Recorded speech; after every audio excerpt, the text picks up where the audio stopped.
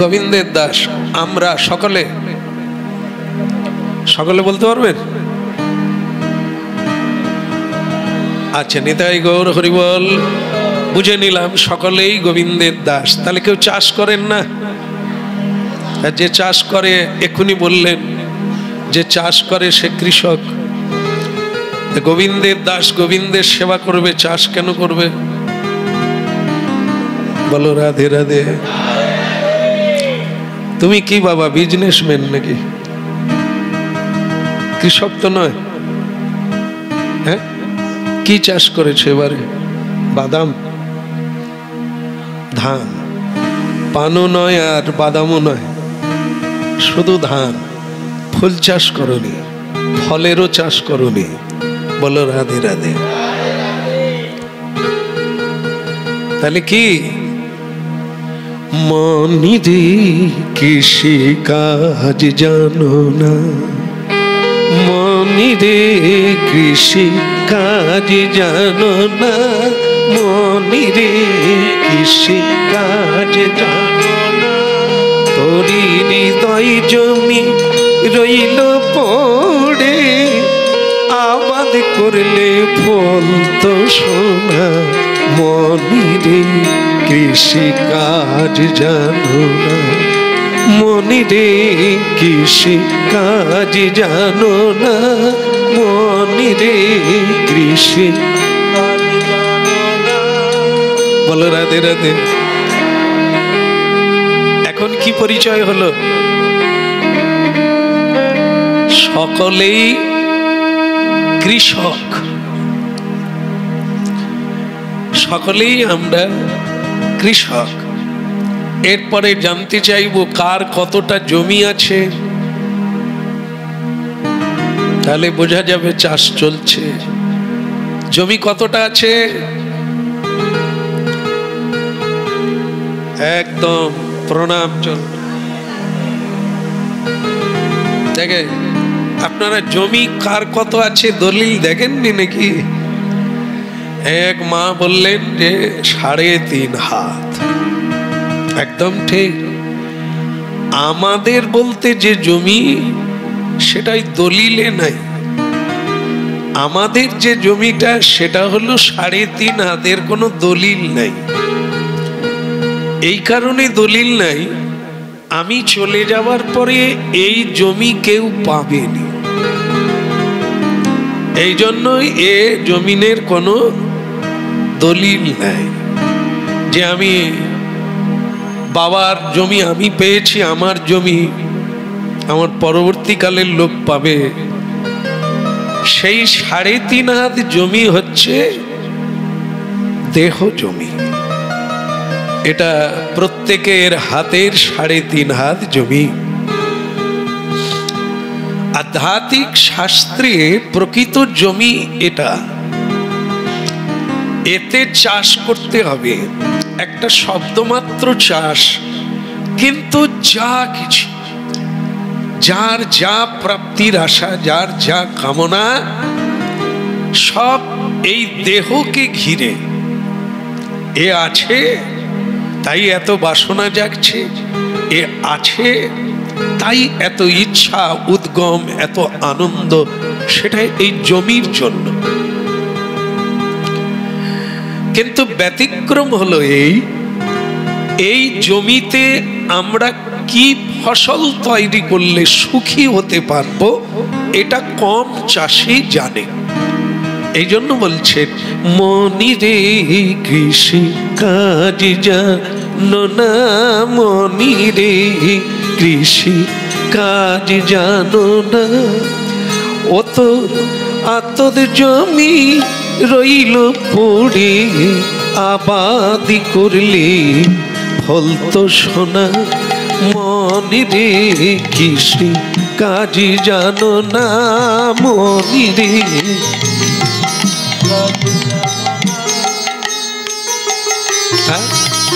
তাহলে কি আমাদের জমি, এই শরীরে, এতে কি চাষ হচ্ছে আমরা চাষ জানি না।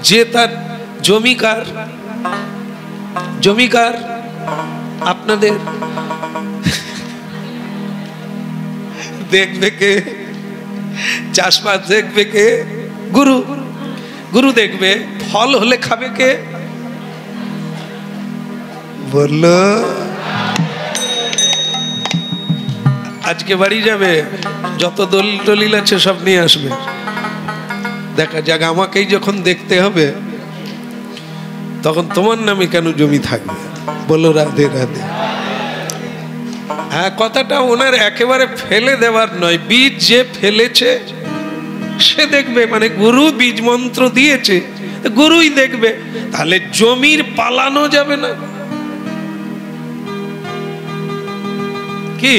জমি বিকেল বেলায় প্রণাম করবে যে প্রভু কাজ অনেক আছে। এবার গুরু জমি খুঁজবে কোথায়? এই জন্যই বলা হয়েছে ধান বীজ ফেলা হয়েছে, ক জায়গায় পড়েছে? 3 জায়গায়। এখনো জমির ধারে যাওয়া হয়নি, ও গেলেই ক্লিয়ার হবে।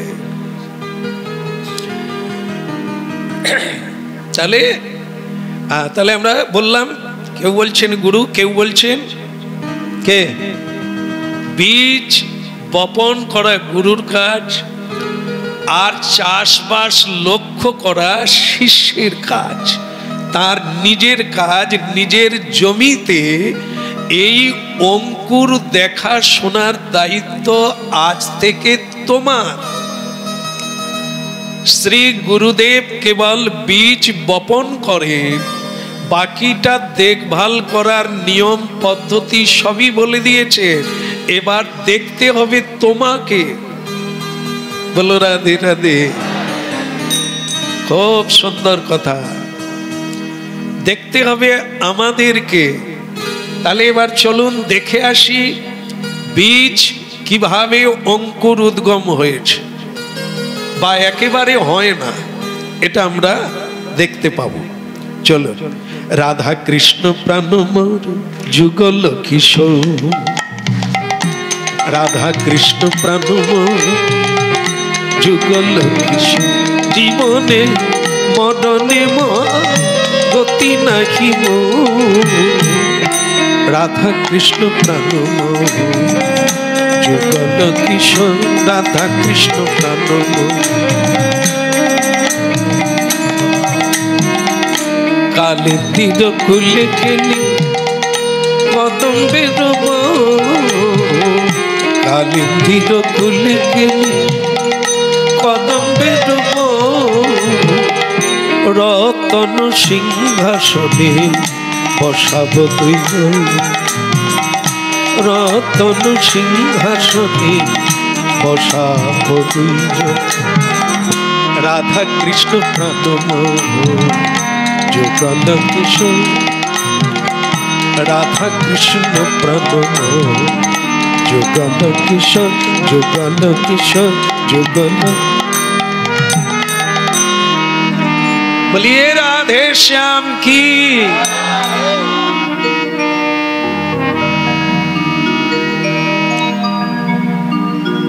ফেলতে গিয়ে 3 জায়গায় বীজ পড়েছে। ইট পাথরে কিছু বীজ ধান বলেছিলাম না, পাশে ইট পাথর বাঁচাবাচি করে পড়ে আছে, তাতেও কিছু বীজ ধান পড়ে গেছে। ও বাবা, সেও না হবে, হয়ে গেছে, তাতেও গাছ হয়েছে।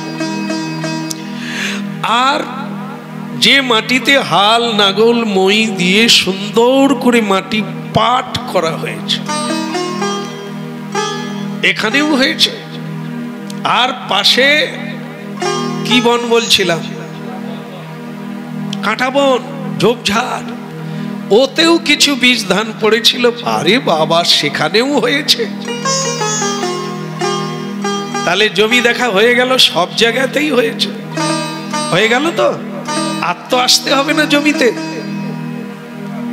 গুরুদেব কবার করে বলছেন, কবার করে বলেছেন গুরুদেব জমির কাছে যেতে? জপ কবার করতে বলেছেন? 3 বার না? আচ্ছা 3 বার ছেড়ে দেন, দুপুরবেলা খাবেন না খাবেন? 2 বার তো যেতে হবে কমসে কম। সকালে যা কমিয়ে দিলাম, সকালে একবার দেখলেন সব জায়গায় বীজ ধান অঙ্কুরিত হয়েছে। এইবার বিকেলে একবার চলে, আবার বিকেলে গিয়ে দেখে কতটা বেড়েছে।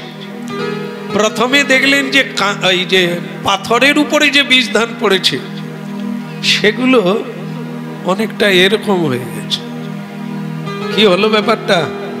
এর মানে পাতাগুলো সব ভালো লক্ষণ নাকি? এরকম কেন হবে? আর জমিতে যেগুলো পাট করা জমি, চাষ করার জমি, সেটাই সব সোজা আছে, এরকম হয়ে গেল। আরে কি সর্বনাশ, সেখানে এরকম হলো কেন? আচ্ছা দেখি ঝোপে ঝাড়ের মধ্যে যে ফেলে দিয়েছিলাম, বলো, সেখানেও দেখে এরকম হয়ে গেছে।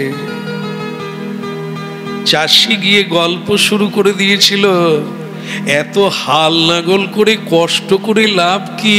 ইট পাথরেও তো হয়ে গেল, ইট পাথরেও হলো, ঝোপে ঝাড়েও হলো।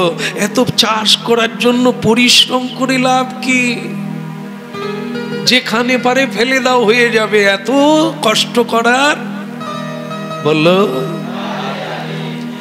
এইবার কৃষকের গুরু, মানে তারও গুরু আছে সিনিয়র, তাকে গিয়ে ঘটনাটা বলল, ভালো হলো, কিন্তু এরকম হয়ে গেল কেন? বলো প্রভু, করতাল প্রভু বলো। জল পায় না বলে। কি একটু মাইকে বলো না। জল পায় না বলে। জল পায় না বলে। তাহলে ঝোপে ঝাড়ে একটা গর্ত ছিল, তাতে জল আছে, সেখানে হলো না কেন? মাইকে বল। আসলে আগে চাষ করতো, এখন শুধু কীর্তন করে, এই জন্য চাষটা ভুলে গেছে আর কি। একটু আগে বললো জল পায় না, তা আমি বললাম যে ঝোপে ঝাড়ে জল আছে, তাহলে হচ্ছে না কেন? সেখানেও বলো। ইট পাথরের উপরে জল যদি না পেল, গাছ হলো কি করে? জল যখন হাল নাগল করা হয়, জমির বাইরে জল চলে যায় না, ছিটকে চলে যায়। পাথরের উপরে জল পড়েছিল, বীজ ধান পড়া মাত্র গাছ হয়ে গেল। কিন্তু তারপরে যখন জল দেওয়া হয়, কেউ ইট পাথরে জল দেয়। জলের অভাবে বীজ ধান মরে গেল পাথরে। ইট পাথর রসালো নয়, মিশ্রণ নয়, তাই সেখানে বীজ অঙ্কুর হলো না। আমাদের 3.5 হাত জমি ইট পাথর না জঙ্গল না হাল নাগল করা জমি? 3.5 হাত জমি, জঙ্গল, ইট পাথর, আতত জমি, পতিত জমি। এতে হরি নাম রূপী, উপদেশ রূপী বীজ যাই দি না কেন, আবেগের বশে 2-1 দিন বেঁচে থাকবে, বাকি দীক্ষা 35 বছর আগে হয়ে গেছে। বাবু আপনার কোনো সমস্যা নাই? বলে আমার সমস্যা নাই, কিন্তু দীক্ষা 35 বছর আগে বাবু, ও সব আমাদের বাকি নাই। তাহলে আপনারা জব টপ করেন? হ্যাঁ, দিন কতক করেছিলাম, এখন আর সময় পাই না, করি না। গাজার আছে, এ তো আর জল পায়নি। জল মানে কি? জব ধ্যান, নজর। আর ঝোপে ঝাড়ে জল আছে, কিন্তু বাতাস নাই। জল, আলো, বাতাস তিনটে জিনিস চাই সমানভাবে, না হলে কোনো বৃক্ষ বাঁচবে না। আমাদের হৃদয় জমিতে চাষ করলেও তিনটে জিনিস, শ্রবণ, কীর্তন, স্মরণ, মানে স্মরণ। এই তিনটে জিনিস অবশ্যম্ভাবীভাবে প্রয়োজন। প্রতিদিন 2 বার, প্রতিদিন 3 বার করতেই হবে, জল দিতে হবে, আর পরিষ্কার পরিচ্ছন্ন রাখতে হবে। হৃদয় জমিতে জল দিতে হবে। সেটা কি? চোখের জল, অনুরাগ, ভালোবাসা, প্রীতি, শ্রদ্ধা, এগুলি হচ্ছে বীজ অঙ্কুরিত হওয়ার একমাত্র পন্থা। পাট করা জমির কোনো প্রবলেম নাই, সেখানে যা হয়েছে একবারে ধকধক করে বাড়ছে। জমি তৈরি না, মাটি তো তৈরি। কৃষ্ণ কথা শুনে শুনে চোখের জল ফেলে ফেলে সেই জায়গা দ্রবীভূত হয়ে আছে। বীজ দেওয়া মাত্র নরম জায়গা একবার।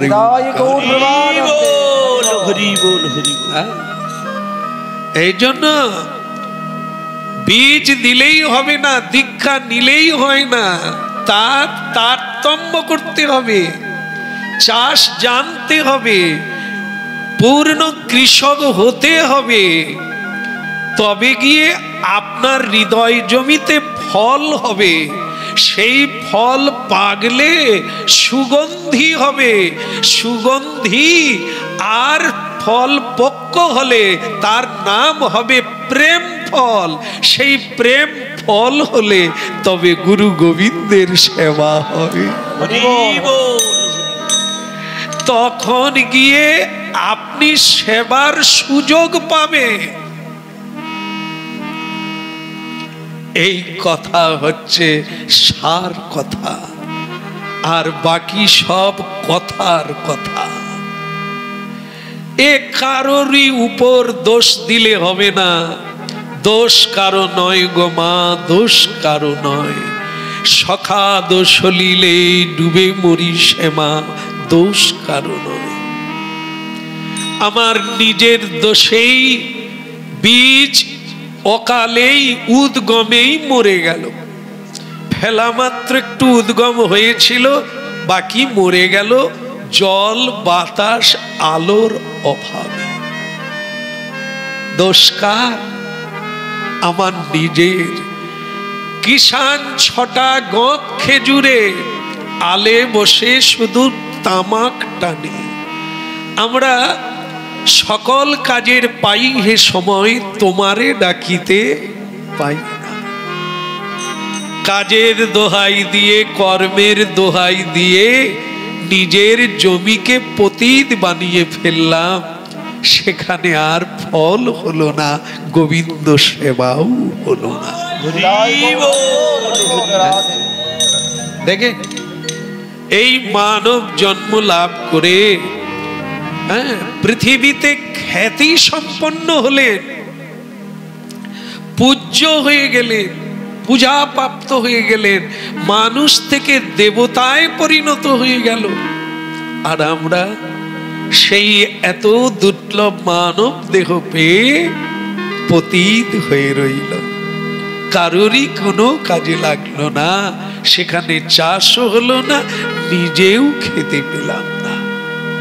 আর যদি হৃদয় জমিতে ফল হয়, আমি তো সুখী হবই, অপরে বহুজন এই ফল খাবে, এই বহুজন তার লাভ।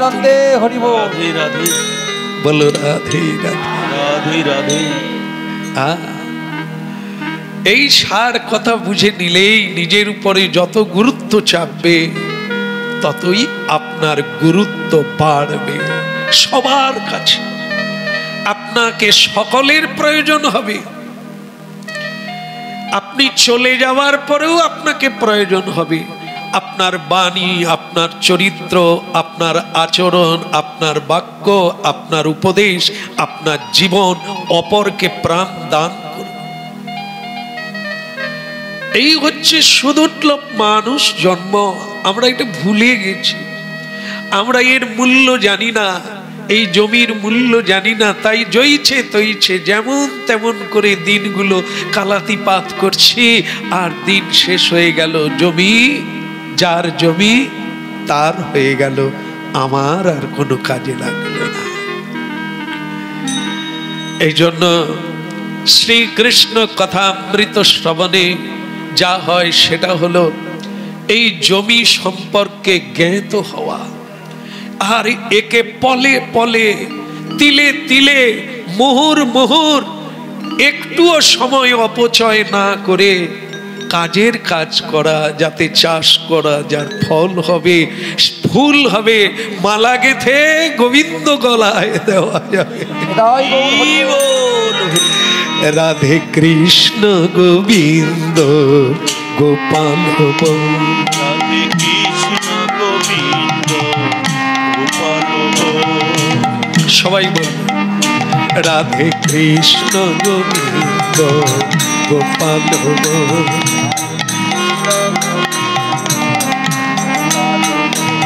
রাধে কৃষ্ণ গোবিন্দ গোপাল বল, রাধে কৃষ্ণ গোবিন্দ গোপাল বল, গোবিন্দ বল, গোপাল বল, গোপাল বল, গোবিন্দ বল, রাধে কৃষ্ণ গোবিন্দ গোপাল বল, রাধে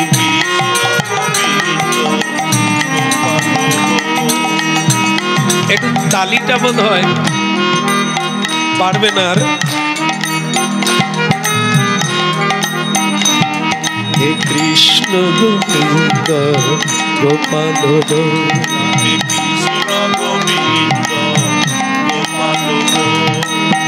গোপাল বল, গোবিন্দ বল,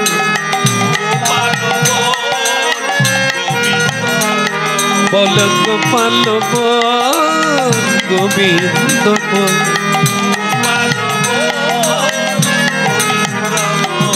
কৃষ্ণ গোবিন্দ গোপাল বল,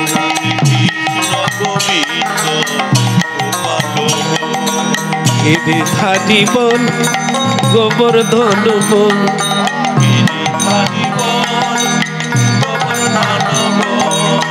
একটু জোরে বলা যায়, গিরিধারী বল, গোবর্ধন বল, আরেকবার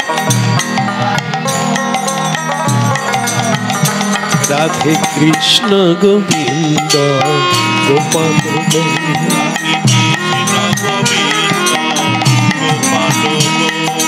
রাধে রাধে বল, কৃষ্ণ কৃষ্ণ বল,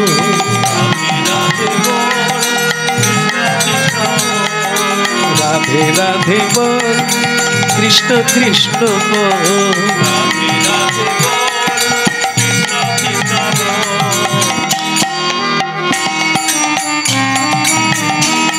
রাধে কৃষ্ণ গোবিন্দ গোপাল বল, রাধে কৃষ্ণ গোবিন্দ গোপাল গোপাল বল, গোবিন্দ বল,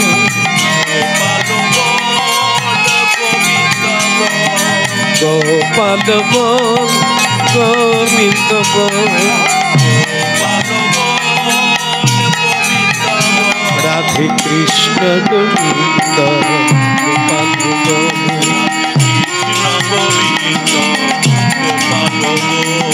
রাধে রাধে বল, রাধে রাধে বল, একবার রাধে রাধে বল, রাধে রাধে বল, রাধে কৃষ্ণ গোবিন্দ গোপাল বল,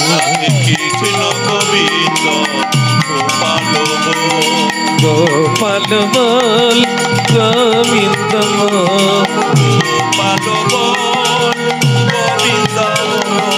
গোপাল বল,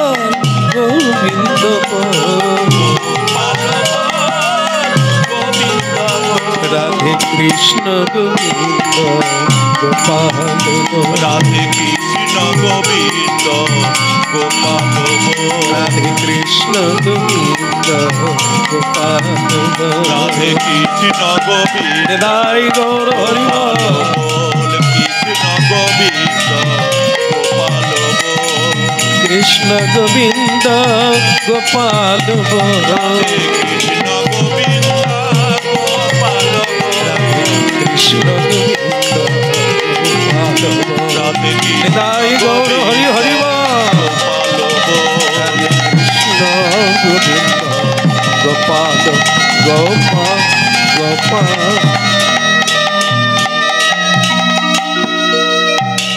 বল রাধে শ্যাম কি রাধে রাধে শ্যাম মিলা দে রাধে রাধে এমন ভাবে বলুন রাধারানী কৃপা করবেন আর শ্যাম মিলিয়ে দেবেন। শ্যাম চান কেউ? শ্যামকে চান? শ্যাম চান মানে গোবিন্দকে কেউ চান? একটু আওয়াজ কম হচ্ছে না না আমি এখনো বুঝতে পারি না। চান?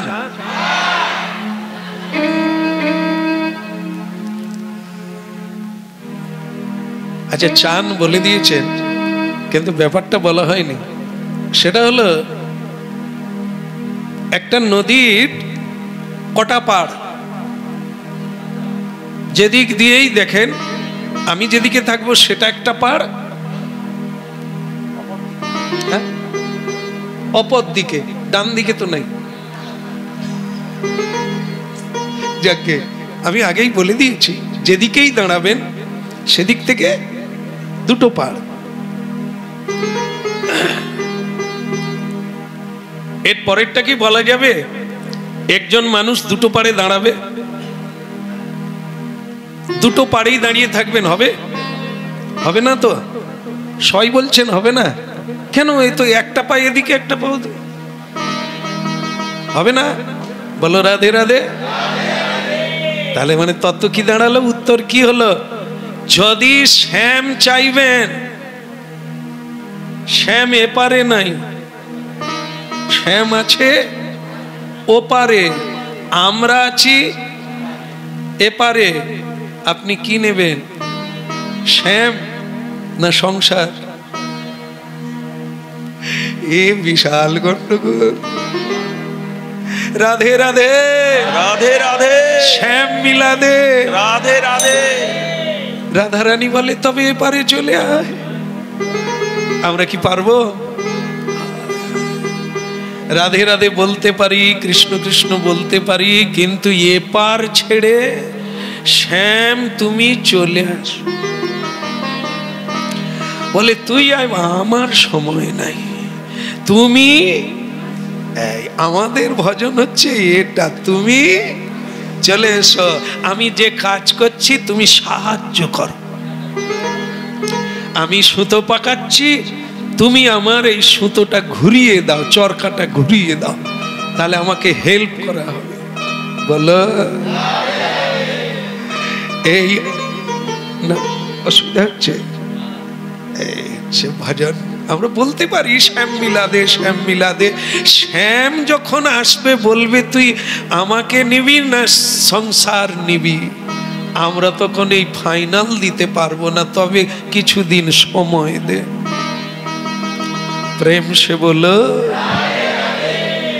এই জন্য কি শ্যাম কোনদিন সংসারে নাই, আর সংসার কোনদিন শ্যামের ভিতরে নাই। শ্যাম তো আলাদা, সংসার আলাদা। আবার গীতায় শ্রীকৃষ্ণ বলেছে সবের ভেতরে আমি, কোনো কিছুতে আমি নাই। গোবিন্দ মানুষের ভেতরে, কিন্তু মানুষের পাপ পুণ্য বিচার হয়, ভগবানের বিচার কেন? তিনি বলছেন আমি আছি, কিন্তু আমি ওসবের মধ্যে নাই। তোমার যেরকম হাই ভোল্টের কারেন্ট লাইন দেখেছেন তো? দেখেছেন? কি করে দেখছেন? হাত দিয়ে নাকি? তাহলে যে হাই ভোল্ট আছে কি করে বুঝলেন? ওই জন্য ওটা বেশি উঁচুতে আছে, একটু যদি নিচের দিকে থাকতো আমাদের চুল সমেত তুলে নিত। ওর তলা দিয়ে কেউ যেতে পারবে না। হাই ভোল্ট, ওতে কোনো লাইট জ্বলে না, ওতে কোনো লাইট জ্বলে না। ও থেকে আবার লাইন এসেছে 440, তাকে কমিয়ে লাইন আনা হয়েছে, তাতেও লাইট জ্বলে না। সেই 440 থেকে আমাদের মিটারে কানেকশন এলো, মিটার থেকে বোর্ডের ভিতরে কানেকশন এলো, বোর্ড থেকে লাইটে এলো। তাহলে লাইট কি নিজের ইচ্ছায় জ্বলে? বিল কে দেয়? আমরা দিই। কেন দেব? লাইট তার জ্বলবে, আমাদের কি? লাইট বলে আমার কিছু না, আমি আছি বটে, পয়সা আমি দেবো না। কেন না? বোর্ড তৈরি করা আছে, বোর্ডে যদি হাত যে দেবে তাকে পয়সা দিতে হবে।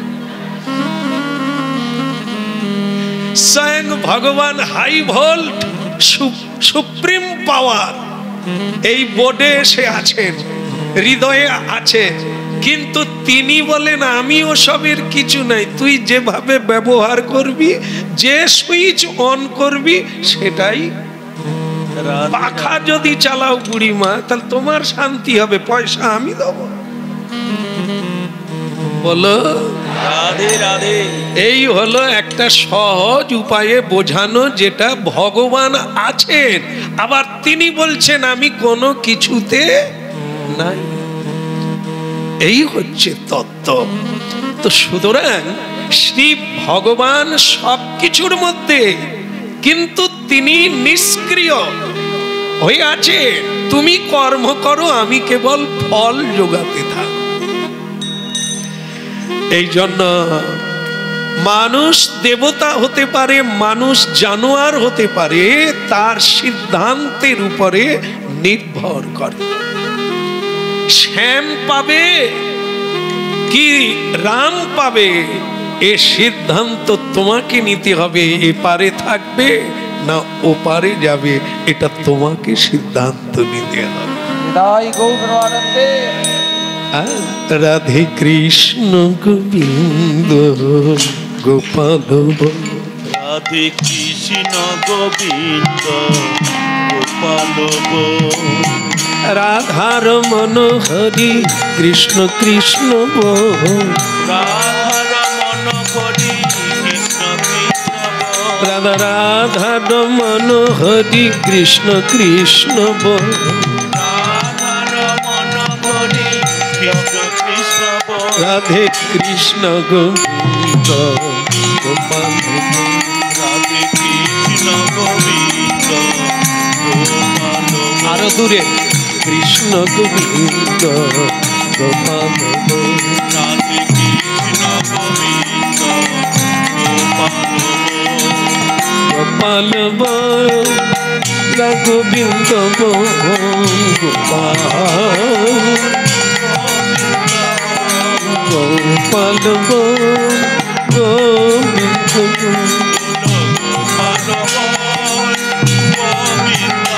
রাধে কৃষ্ণ গোবিন্দ গোপাল, রাধে কৃষ্ণ গোবিন্দ গোপাল,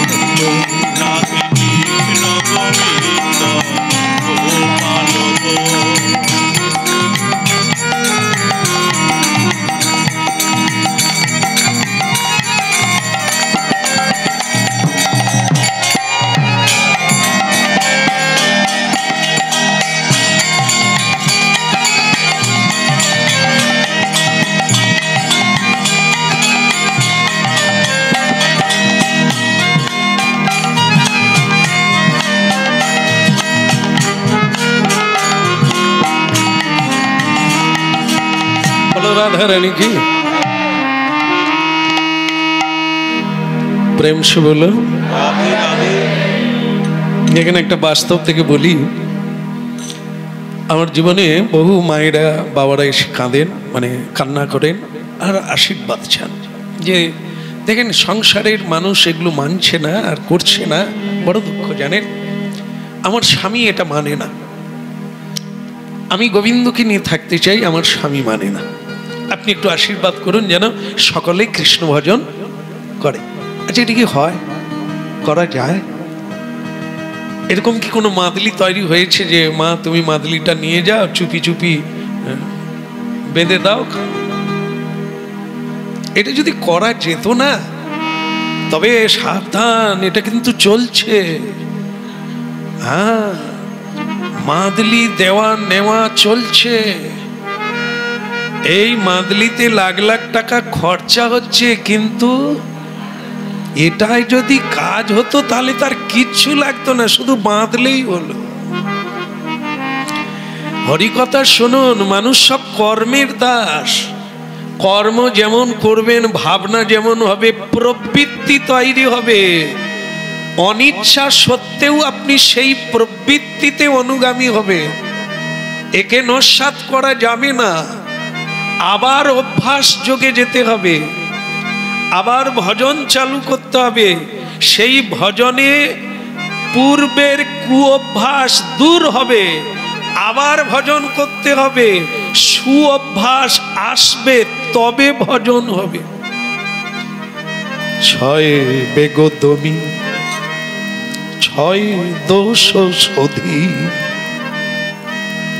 আগে 6টা বেগকে দমন করতে হবে, 6টা দোষকে শোধন করতে হবে, 6টা গুণ চাইতে হবে। 6 গুণ দেহ দাসে, 6 শত সঙ্গ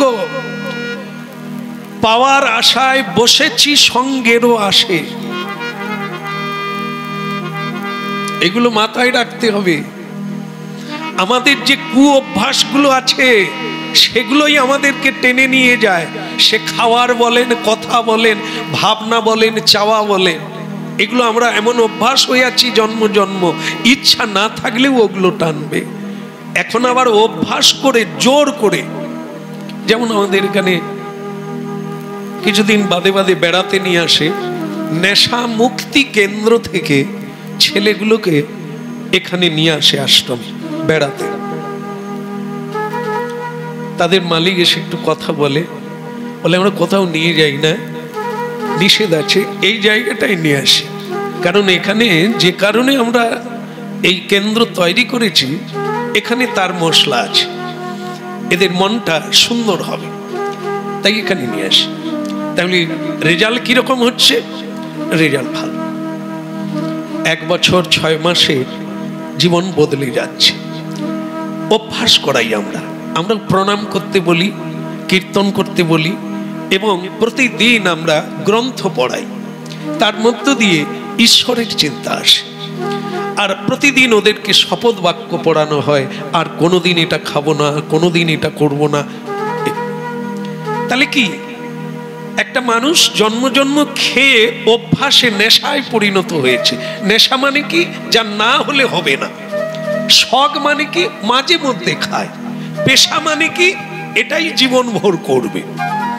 তা নেশা যখন মানুষের হয়ে যায়, নেশা মানুষকে বশীভূত করে, পেয়ে বসে। এই জন্য মানুষ মানুষের মধ্যে নাই, সে নেশার টানে চলে যায়। প্রতিজ্ঞা করলেও সে রাতে অন্ধকারে উঠে চলে যাবে নেশার কাছে। মেয়েরা নেশা খায় আপনারা জানেন, কলেজে ইনজেকশনের দ্বারা, পুরিয়ার দ্বারা, সিগারেটের দ্বারা, অনেক উন্নত নেশা, যা একবার খেলে দেহ থেকে ছাড়ানো যাবে না, রন্ধে রন্ধে ভরে যায়। আপনারা তো দেশের মানুষ, এ খবর জানেন না। কোটি কোটি মাদক দ্রব্য বিক্রি হয়, যেগুলো শুধু এই জল ঢালা নয়, বোতলে ঢালা নয়, এটা না। কত ধরনের মাদক দ্রব্য স্কুল কলেজে পর্যন্ত বিক্রি হচ্ছে। আর খেয়ে খেয়ে নেশাগ্রস্ত হয়ে তারা একেবারে জগৎ থেকে হারিয়ে যাচ্ছে। তাদের জন্য বহু হাসপাতাল তৈরি করা হয়েছে, মানসিক চিকিৎসার ব্যবস্থা করা হয়েছে। একে বলা হয় নেশা। নেশার মূল কি বিষয়, কাকে নেশা বলে? যারা গ্লাসে ঢেলে খায় এও নেশা, যারা পাউডার খায় সেও নেশা, ট্যাবলেট খায়, ইনজেকশন খায়, সবগুলি নেশা। আফিং নেশা, দক্তা নেশা। আর আমরা যা খাচ্ছি ভয়ঙ্কর নেশা। আমরা যে সংসার মদিরা, সংসারের আষ্টে পৃষ্ঠে জড়িয়ে গেছি, ইচ্ছে নাই তবু যেতে হবে, তবু খেতে হবে, তবু ওইখানে থাকতে হবে। এই জায়গা সুন্দর আপনি বলবেন, কিন্তু থাকতে পারবেন না, আপনাকে ওখানে যেতে হবে। আপনাকে নেশা পায়নি তো, আপনি নেশা মুক্তি তো না। এই সংসার মদিরা, সংসার মায়া মিথ্যা, তবু আপনি এই নেশায় মেতে আছেন।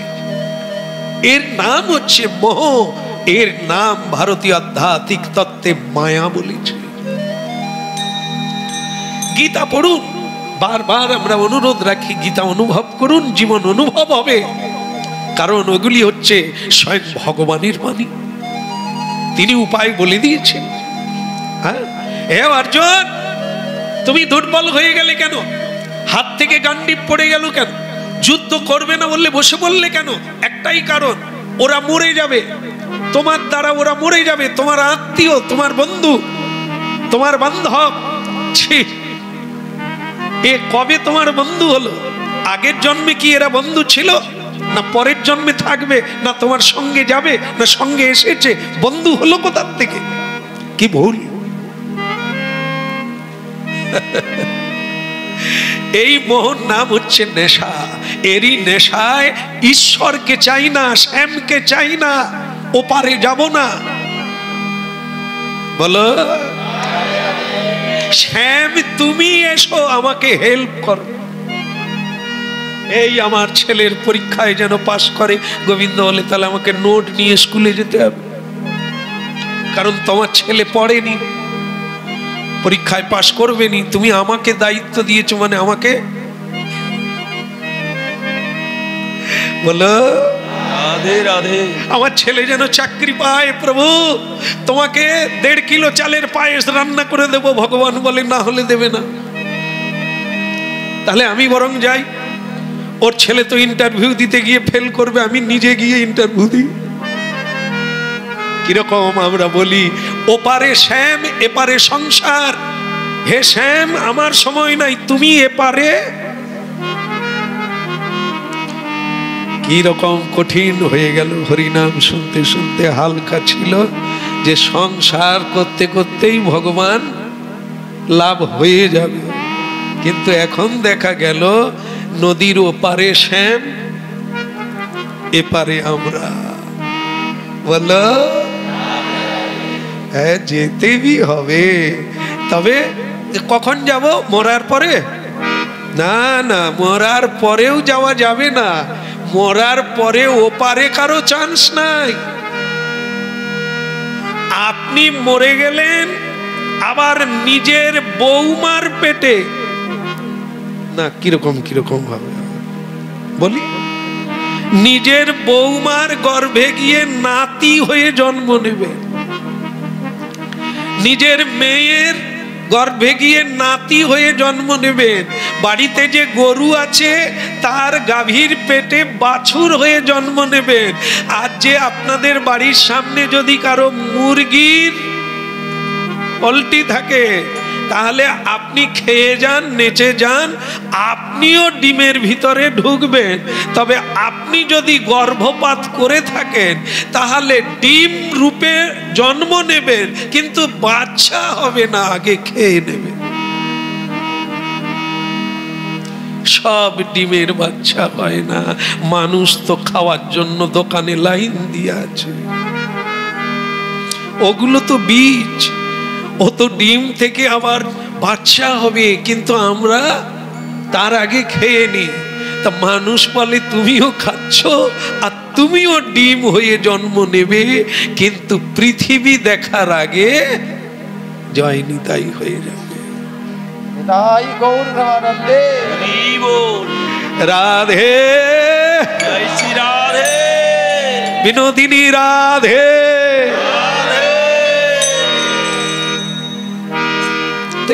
যেটা বলছিলাম, মাতাজিরা বলেন, বাবাজিরা এসে কাঁদেন, অভিযোগ করেন, একটু কৃপা করুন। এগুলি কৃপা করার জিনিস না, এগুলি কিছু করণীয় জিনিস। গুরুদেব বীজ দান করেন, চাষ কে করবেন? আর গুরুর নাম বলবে? গুরুদেব শুধু মাঝে মধ্যে জিকিরে চলছে, আপনি কি বলবেন? হয় বলতে হবে মরে গেছে, আর না হলে বলবেন বেঁচে আছে তবে পোলিও রোগের মতো। কি না হলে জানেন গুরুদেব আমার ভীষণ কাজ, সকালে জবটা আমি করতে পারিনি, আমি ওই রাতের দিকে কোনোদিন হয় ওগুলো হচ্ছে পোলিও রোগে বেঁচে আছে, ফুলও আসেনি আর ফলও। বলো মনি রে কৃষি কাজ জানা।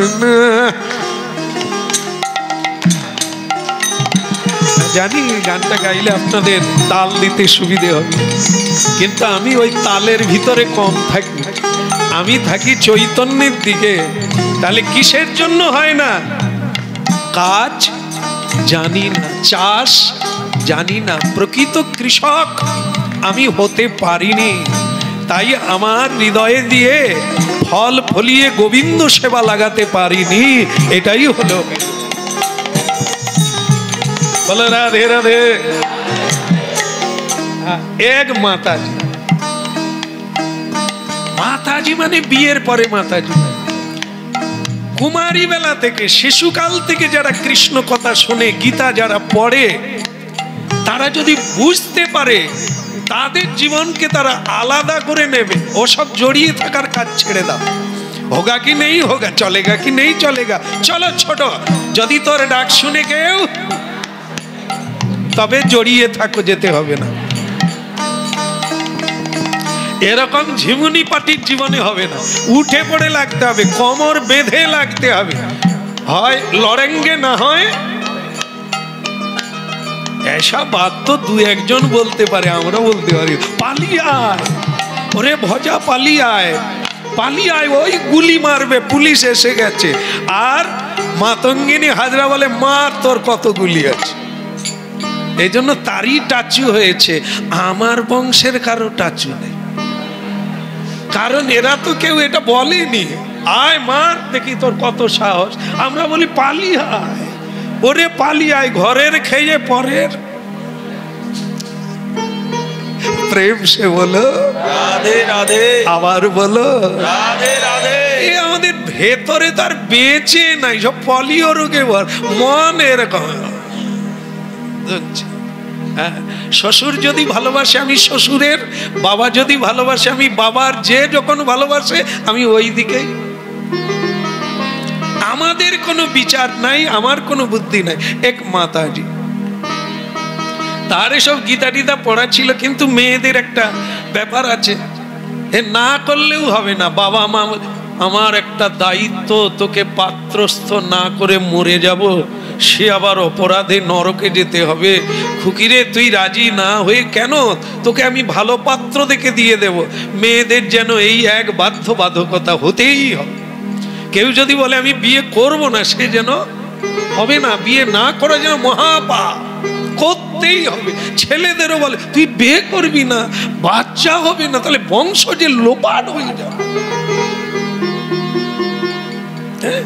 আমাদের এখানে একজন মুসলিম এসেছিলেন, ওই তখন ওই সেই মন্দিরে এই যে গোবর গ্যাস তৈরি করত। সে একটু ধর্মের মানুষ, মসজিদেরও যায়।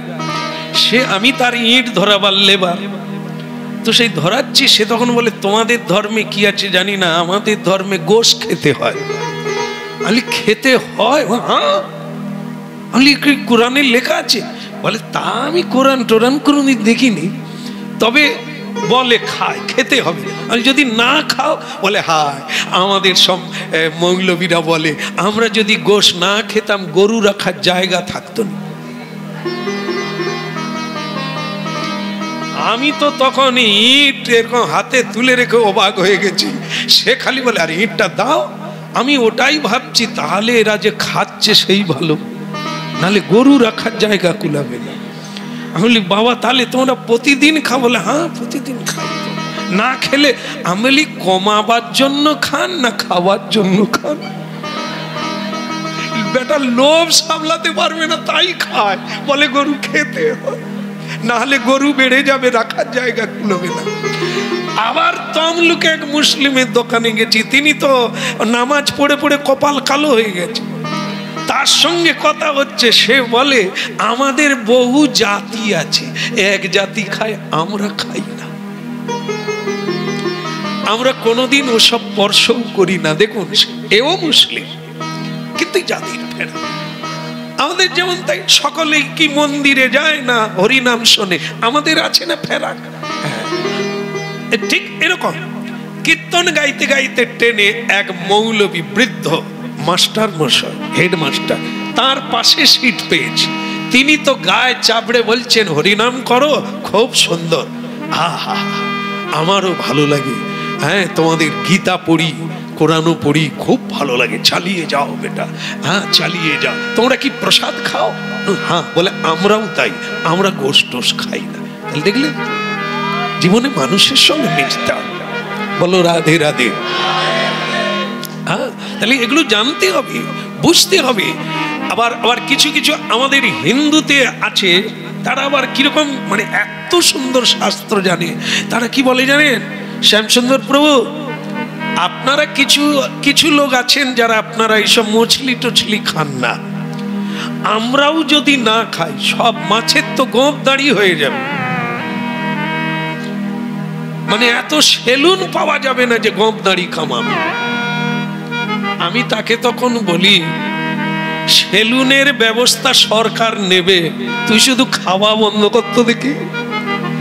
আসলে মাছের গোঁফ দাড়ি বেরিয়ে যাবে তাই খায় না, ও লোভ সামলাতে। বলো রাধে রাধে, প্রেম সে বলো রাধে রাধে। আবার বলো প্রণাম চরণে।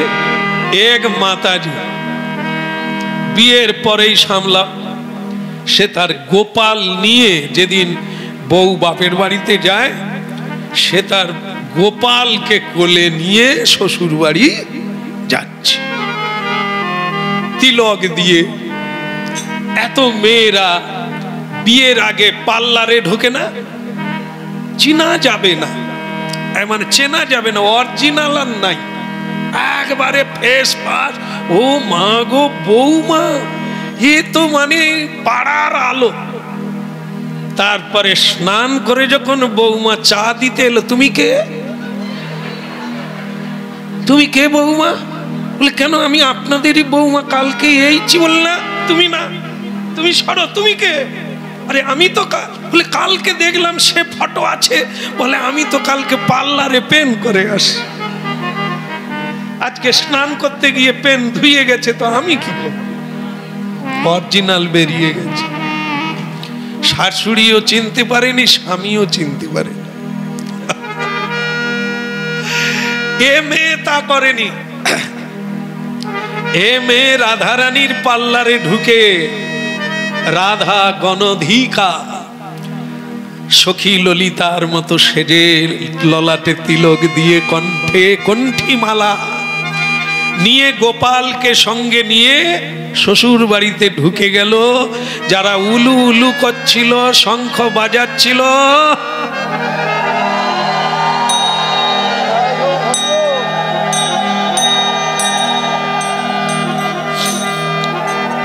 বন্ধ করো, উলু দিচ্ছ, মুখটা দেখেছো কি এনেছে? এ মাতাজি এলো না বৌমা এলো? কে এলো? গোপাল কোলে নিয়ে বলছে, শাশুড়ি মাকে বলছে একটু জল ছড়িয়ে দেন, আর কোন জায়গায় রাখবো আগে দেখিয়ে দেন, তারপরে আমি আপনাদের প্যান নাম ঠুকবো। সে শাশুড়ি তখন বল, কোথাকার বৌমা এলো? কিন্তু বিয়ে যেহেতু হয়েছে, এখন তো গোলমাল করা যাবে না। গুণী মানুষেরা বলল, সেসব কথা পরে হবে, আগে উনি গোপালকে কোথায় রাখবে জায়গা দাও। বৌমা বলে, ওই তো যে যার ঘরে ঢুকিয়ে দেবে, রেখে দেবে। ও জিনিস রাখে, কোথা গয়নার বাক্স এনে শাশুড়িকে বলবে, মা এগুলো রেখে দাও, তা না কোথার থেকে একটা গোপাল নিয়ে চলে। বৌমা বলছে, ওই ঘরে হবে না, যে ঘরে কেউ বাস করে না, যে ঘরে ব্যবহার করে না, সেই ঘর দিতে হবে। এরই সর্বনাশ, সে ঘর কথা পাবো? হ্যাঁ, সে ঘর খোদা। বলে তাহলে তো ওখানে গোপাল থাকবে না, এমন একটা জায়গায় আমি আপাতত রাখি, ওর জন্য আগে মন্দির বানাতে হবে। এবার বোঝো, পরের দিন মিটিং বসে গেল। বৌমা, আমাদের 14 পুরুষ কেউ গোবিন্দ গোপাল বলেও না, আর ওসব চাল চলন এখানে এই রাধে কৃষ্ণ ভোর 4টায় উঠে সব বন্ধ করো। আমার ছেলে মেয়েরা 8টার পরে ঘুম ভাঙে, ও ভোর 4টায় উঠে রাধে কৃষ্ণ করা চলবে না। আর যা হবে কোনোদিন 4 পায়া হতে পারে, কোনোদিন 2 পায়া হতে পারে। যা রান্না হবে, আমার তার পা বললেও ধরে নেবে না, তো বলার দরকার নেই। এসব যা হবে ও তোমার গোপালও খাবে। আর বৌমা হাসলে, তার কোনো কষ্ট নেই, চোখেরও জল নেই, কোনো সমস্যা নেই। কেন বলুন তো? গীতা যে পড়বে, এর চাইতে মহা বিপদ কি আছে? আর সে শুধু এই ডাকিনী যোগিনীদের দেখলো, রাক্ষসীদের দেখলো। সীতা মা যেরকম দেখেছিল, অশোক তরুর তলে বসে আছে, চারদিকে তো সব দাঁত বের করালো, মূলর মতো দুধার দিয়ে বেরিয়ে গেছে। রাক্ষসীর দল, চেড়ির দল পাহারা দিচ্ছে, তাদেরই সঙ্গে তাকে থাকতে হবে কয়েক বছর। কিন্তু তার কোনো সমস্যা ছিল না। কেন? অশোক তরু, অশোক, যার কোনো শোক নাই, যার কোনো দুঃখ নাই, সেই অভয় চরণার বিন্দুকে যিনি বুকে ধারণ করেছে, যে কোনো জায়গায় যে কোনো পরিস্থিতিতে নিজেকে মানিয়ে নেবে, কোনো অসুবিধা। একবার প্রেম সে বলি রাধে রাধে। আগে জানতে হবে, বুকটা বেঁধে নিতে হবে। সঠিকটা জানলে কাউকে ভয় নেই, দুনিয়াকে ভয় নেই। গোবিন্দ দুনিয়ার মালিক, তুমি তার দাস হলে তিনি সামলাবে। গোবিন্দ বাড়ির চাকর বিপদে পড়লে স্বয়ং গোবিন্দই আসবে, অন্য কেউ আসবে না। আমরা এটা পাক্কা হতে হবে, আমি গোবিন্দের দাস, ভয় কাকে? এরা তো সব চুনোপুটি। যদি না হতো, হিরণ্যকশিপুর গেল কোথা, রাবণ গেল কোথা, জগাই মাধাই গেল কোথা? এরা কেউ নেই। কংস গেল কোথা? গোবিন্দের পায়ের চাপে সব চলে। আর আমরা যদি সেই অভয় চরণ গোবিন্দের চরণ ধরতে পারি, ভয় আর কাকে না। একটা কথা জেনে রাখেন, কৃষ্ণ ভজনকারীর আগে শুনতে হবে, জমি পাঠ হতে হবে, জানতে হবে, তবে দীক্ষার গুরুত্ব বুঝবে, তবে ভগবত তত্ত্বের গুরুত্ব বুঝতে পারবো। শোনা হয়নি তো থাকবে না আপনার কাছে, অঙ্কুরেই মরে যাবে। ও যার ধন তার কাছে ফিরে আসবে, এটা বুঝতে হবে। এই জন্য ভয় রবে না, ভয় দূর হবে হরি নামে। ভগবত তত্ত্বে ভয় শূন্য হবে জীবন, কোনো কিছুতে ভয় নাই। তো ওকে কাকে ভয়? ওকে। এই জন্য গোপালকে নিয়ে শ্বশুর বাড়ি পৌঁছে গেল। উলু বাজছিল, শাঁখ বাজছিল, তবে গোপালের জন্য বাজেনি। বেজেছিল কার জন্য? বৌমার জন্য। সব শঙ্খ বন্ধ হয়ে গেল, ফিস ফাস গুজ গাছ চালু হয়ে গেল। কিন্তু গোপাল সাধইকা কি করলেন? গোপালকে রেখে বললেন, গোপাল, এ তোমার কোন পরীক্ষা চালু হলো? আমার পরীক্ষা কি তোমার কাছে এখনো বাকি? সে পরীক্ষা আমি দিয়ে তোমার হয়ে গেছি। তুমি যেখানে নিয়ে যাবে, যেভাবে রাখবে, আমি তাই মেনে নেব তোমার চরণে, কোনো সমস্যা নেই। বলো রাধে রাধে রাধে রাধে। এ তো হয়ে গেল, কিন্তু ভগবানের সেবা কি দিয়ে হবে? বৌমা কি খাবে? বৌমা তো ওগুলো খাবে? সে তো কৃষ্ণ ভক্ত। হ্যাঁ, এরা ভেবেছিল সব কৃষ্ণ ভক্ত, রেখে দাও, ভালো খাবার খেতে দিলে খেয়ে নেবে, ভালো গয়নাঘাটি দিলে ওসব ভুলে গিয়ে মালা ছিঁড়ে দেবে, হ্যাঁ, এখানে মাথার সিঁথি দিয়ে দিলে তিলক মুছে দেবে। আর যারা জানে না তারা মুছে দেয়, দিয়েছে অনেকে, যারা জানে না তারা মালা খুলে দিয়ে দামি হার পরে, আর যারা জানে ওগুলো ছিঁড়ে ফেলে দেয়, হার ছুঁড়ে দেয়, তুলসীর মালার যত্ন নেয়। এই হারই হার, এর কাছে সকলেই হার মানবে, আর ওর কাছে তোমাকে হার মানতে হবে, ওর জন্য তোমার মহা বিপদ হবে। এই জন্য নির্ভয়তা প্রাপ্ত হয়ে সেই মেয়ে নিজেই শাশুড়ি মাকে প্রণাম করে বললেন, মা আমার বিচার আপনারা পরে করবেন, আগে আমাকে একটা রান্নার জায়গা দেন, আমার গোবিন্দ ভুক্ত, আপনাদেরও মঙ্গল হবে, আপনারা আমাকে সাহায্য করুন, ভগবানের কৃপা দৃষ্টি হলে সকলেই শান্তিতে থাকবেন। যে সংসারে গোবিন্দ নেই, 14 পুরুষ, আপনাদের নাকি পূর্বপুরুষও কেউ রাধে কৃষ্ণ বলেনি, রাধা গোবিন্দের সেবা করেনি, সেটা বড় ভুল, বড় ভুল করেছে। আপনারা জানলে খুশি হবেন যে আপনাদের পূর্বপুরুষ কেউ মুক্তি পায়নি, এই জন্য সব নরকগুলিয়ারে যন্ত্রণা ভোগ করছে। শ্রীকৃষ্ণ সেবা চালু করুন, পূর্বপুরুষও মুক্ত হবে, আপনারাও মুক্ত হবেন, প্রাণ ভরে ভরে।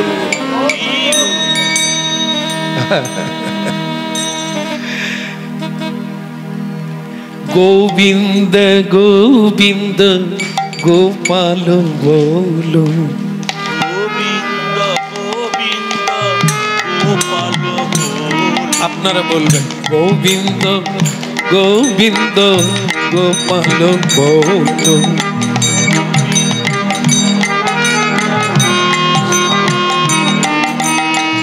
কেশব মাধব দীন দয়ালো, কেশব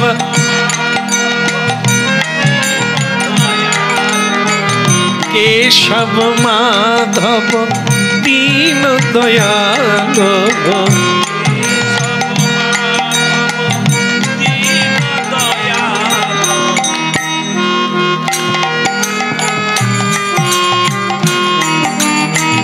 গোবিন্দ গোবিন্দ গোবিন্দ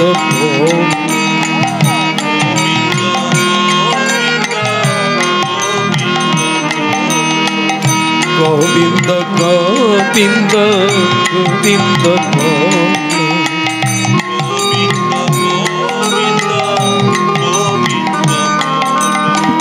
केशव माधव दीन दयाल केशव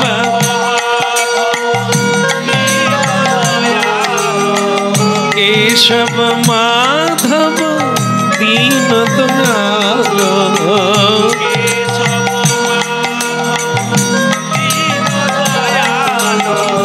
केशव माधव दीन दयाल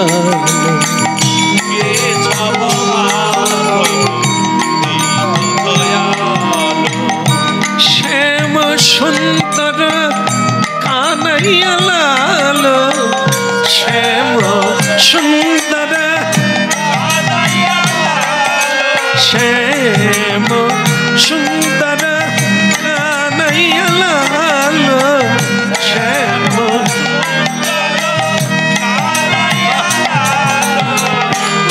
गिरिवरधारी नंद दुलाल गिरिवरधारी बोलो गिरिवरधारी नंद दुलाल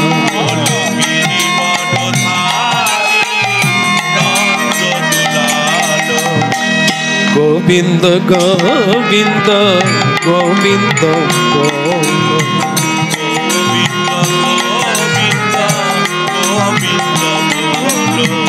केशव माधव दीन दयाल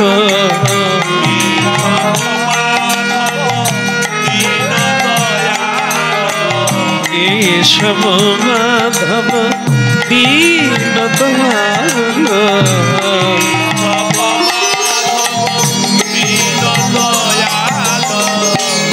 গোবিন্দ গোবিন্দ গোবিন্দ বলো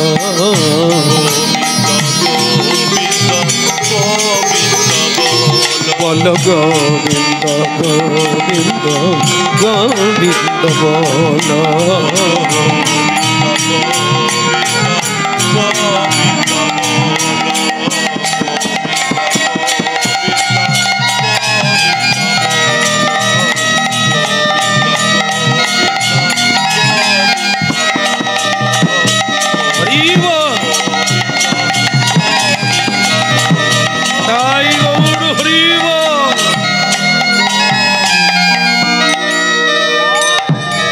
राधा रानी की दयामयी राधा रानी की निताई गौर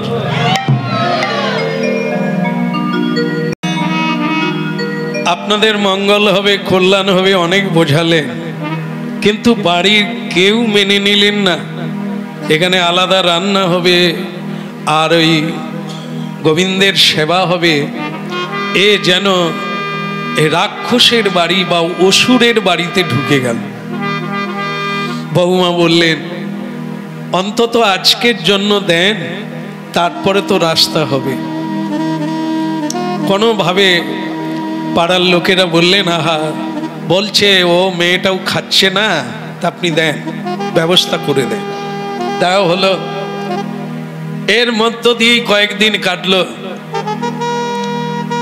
মেয়েটা স্বামীকে জিজ্ঞাসা করলে আপনি তো আমাকে বিয়ে করেছেন এখন আপনার মতামত জানতে চাই আমাকে আপনি যোগ্য কিংবা অযোগ্য মনে করেন সেটা একটু পরিষ্কার করে বলতে হবে ছেলে তখন বললেন যে আমাকে বিয়ে দিয়েছিল এই কারণে যে তুমি পরে ভালো হয়ে যাবে কি হয়ে যাবে তাহলে এখন কি আছে এ কোন পাগলের ঘরে ঢুকলো হ্যাঁ পাগলা গারদে ঢুকে গেছে সকলেই পাগল একটা মানুষই ভালো এখন তাকেও পাগল হতে বলছে আমাদের দলে ঢুকতে হবে তো তখন স্ত্রী বললেন আমি তোমার স্ত্রী হিসেবে থাকবো সংসারে যাবতীয় কর্ম আমি করব সব তামিল হুকুম আমি মানব কিন্তু গোবিন্দ সেবা ছাড়তে বলবেন এটা মানব না কারণ এটা সংসারের নয় এটা আমার ব্যক্তি বিশেষ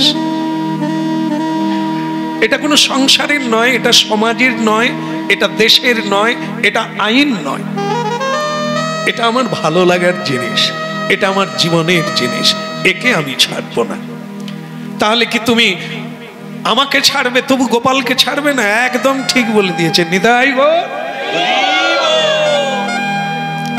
আমি কিন্তু তোমায় ছাড়বো বলিনি তুমি আমাকে ছাড়বে যদি মনে করো গোপাল আমার সঙ্গে আছে আর থাকবে এখন তুমি আমাকে রাখবে না ছাড়বে সিদ্ধান্ত তুমি ঠিক করবে তাহলে ঠিক আছে আগামী কালই বলে দেবো আজ একটা মিটিং এ বসি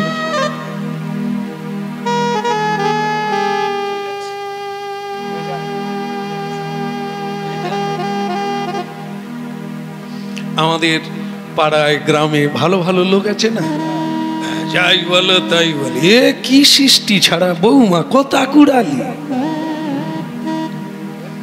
বাপ 14 পুরুষ যে সব করে না সেই সব অনার সৃষ্টি তুমি জানো এসব পূজা না করা ভালো বাড়িতে গোবিন্দ এনে অনাচার আচার হবে এগুলো ঠিক এইগুলোই কিন্তু লোকের মাথায় বেশি ঢুকে যায় হ্যাঁ ওই জন্য আমরা সব যখন পারবো সব কিছু ছেড়ে দিয়ে একবারে কারো দিকে তাকাবো না তখন না হয় দেখবো দাঁত পড়ে গেলে আর ছোলা ভাজা খাবো না ওরে পশুর দল সব একেবারে নির্ভীক রূপে বলা যায় শাস্ত্রাদি পড়লে সাধু সঙ্গ করলে একবারে পাওয়ারওয়ালা চশমা পেয়ে যাবেন যে কি মূর্খের সঙ্গে বাস করি আমরা একটা শুদ্ধ একটা স্বাভাবিক জীবনকে কিভাবে মায়ায় মোহে পশুর জীবন যাপন করতে বাধ্য করা বলো রাধে রাধে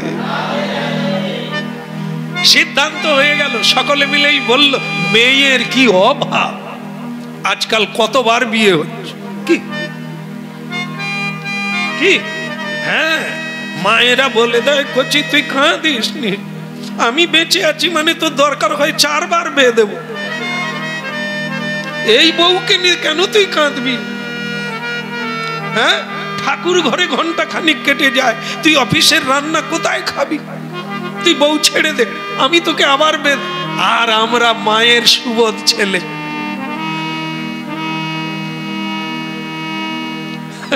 বলো ছেড়ে দিল, ওই বউটাকে বাদ দিয়ে দিল। কিসের জন্য? কৃষ্ণ ভালোবাসার জন্য। ছাই পাঁশ হাড় মাংস পিত্ত খাও, দলে থাকো, নাহলে দল থেকে বেরিয়ে যাও। শ্রীকৃষ্ণ রামচন্দ্র মহাপ্রভু শ্রী চৈতন্য কেন এলেন পৃথিবীতে, কি বুঝাতে এলেন? মহাত্মা গান্ধী কি আন্দোলন করেছিলেন? কিসের? অহিংসার আন্দোলন। ভগবান ছাড়া কিছু জানতেন না, গীতা ছাড়া কিছু বুঝতেন না। কি বুঝালেন তিনি? আর আমরা সেই দেশের মানুষ, আমরা কি বুঝে নিলাম? হিংসা করা ভালো, অহিংসার পথে থাকা ভালো না। গোবিন্দকে যে কোলে নেয় সে কাউকে কোনোদিন ক্রুদ্ধ ভাষায় কথা বলে না, সবাইকে ভালোবাসে। মীরাবাই আজ থেকে কত বছর আগে মীরাবাইকে ঘর ছাড়া হতে হলো। কিসের জন্য? এই জন্যই মা কালীর কাছে পাঁটা বলি হবে, তোমাকেও খেতে হবে, তোমাকেও মা কালীর পুজো করতে হবে। গুরু বলে দিলে, আর সেই গুরুর কোথায় বংশ চলছে, সেই বংশেরা রাজকুলবধূ তাকে ত্যাগ করলে। কামান কামান চালিয়ে দিলেন, তার মুখ গিরিধারীর মন্দির ভেঙে দাও। মীরাবাই বললে কোনো ক্ষতি নাই, গিরিধারী শুধু মন্দিরে নয়, গিরিধারী সর্বত্রে আছে। রাজ পরিবারে মীরাবাইকে মেনে নেয়নি। তা আপনারা কৃষ্ণ ভজন করবেন সংসারে, এগুলো তো শুনতে হবে, নালে জোর পাবেন কোথার থেকে, লাইন পাবেন কোথার থেকে, রাস্তা পাবেন কোথার থেকে? মেয়েটাকে কি করলো যেন, ওই এখন হলে ডিভোর্সের শব্দটা আসতো, কারণ লেখালেখি করে বিয়ে করলে লেখালেখি করেই ছাড়তে হবে। আর আগে যারা বিয়ে করেছে লেখালেখি করে হয়নি, ছাড়লেও কোনো সমস্যা, তবে আগে কেউ ছাড়েনি, আজও টিকে আছে, এক জায়গায় বসে হরিনাম শুনছে। আর এখন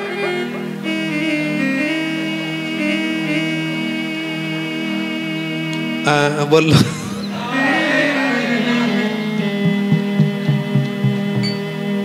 আরে বাবা, এই তো এখানে প্রতি একাদশীতে আসে, দুজনেই পুটুল বেঁধে নিয়ে চলে এলো, দুজনেই বলছে আমাদের আশীর্বাদ করো যেন ভক্তি পথে হরিবল বলতে বলতে চলে যায়। স্ত্রী বলছে আমি যেন সিঁদুর পরেই মরতে পারি, হ্যাঁ, স্বামী বলছে আমরা যেন দুজনে মরতে পারি একসঙ্গে। আর এখন কেন বলুন তো? হ্যালো হ্যালো করে তো বহুজনের সঙ্গে কানেকশন আছে, এপার ভেঙে গেলে আর এক পার আছে। বললো তোমার লেখালেখি আছে নাকি? রাধা রানী কি যাক, প্রসঙ্গে দু চার কথা এলো, এসব জানাই আর বলার লাগে না। তাহলে যেটা বলার লাগে সেটা কি? মাতাজিকে বলে দিলেন কাল সকালবেলা বিদায় হবে, তোমার গোপাল কোলে নিয়ে যদি বলো কোথাও দিয়ে আসতে হবে দিয়ে আসবো, আর না হলে তুমি সকালবেলায় কীর্তন গাইতে গাইতে তোমার খোলকত্তাল নিয়ে তুমি বেরিয়ে যাও। স্ত্রী বললে, সেই মেয়েটা বললেন মা, মা বললো কি তোমাকে ছেড়ে দিলাম? মা কিসে? বললে মা বিয়ে হলেই মা হয় না, নারী জাতি মানে সকলেরই মা, আপনি আমার মা, বলতে ক্ষতি কোথায়? তাই আমি বলছিলাম কি, আপনারা আর একবার ভেবে দেখলে পারতেন। ঠিক আছে, আমাকে বউ না মেনে নেন, আমাকে এমনি থাকতে দেন, আপনাদের সব কাজ করে দেব। তাহলে এটা ভাববেন না যে আমি হীনমন্য, জায়গা পাই না তাই না। আমি চাই একদিন এই গোপাল তত্ত্বটা আপনাদের আমি বোঝাবো। কারণ গোপাল যদি বেশিক্ষণ থাকে, এর একটা শুভ দৃষ্টি আছে, এর একটা কৃপা আছে। সেই কৃপাটা আপনাদের উপর হলে আপনারাও একদিন হাত তুলে নাচবেন। তখন জানেন তো আমাদের পাড়ায় কিছু মন্থরা থাকে, সব পাড়ায় আছে। তাহলে তো সেই মন্থরা তখন বলবে, তারা তোমাদের বৌমা সাধারণ নয় গো, জড়ি বাটকলি জানে, ওই তো বলে দিল, মুখ ফসকে বেরিয়ে গেল। একদিন তোমরাও হাত তুলে নাচবে, মানে বস করবে। যদি পারো তাড়াতাড়ি বিদায় করনি, তাই হরে মুরারে মধু কৈট ভারে গোপাল গোবিন্দ মুকুন্দ সৌরে হরে মুরারে।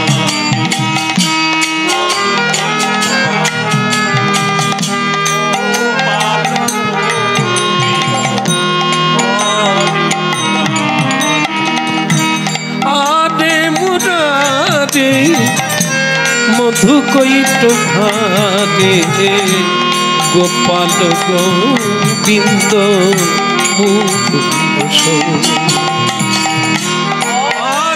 মুরারে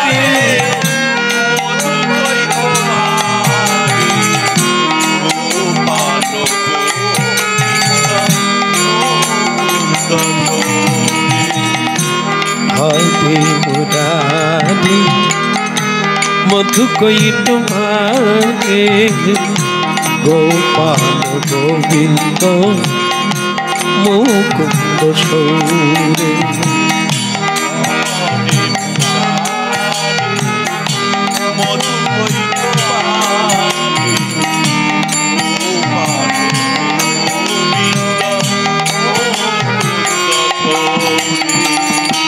যজ্ঞে সোনারায়ণ কৃষ্ণ বিষ্ণু যোগে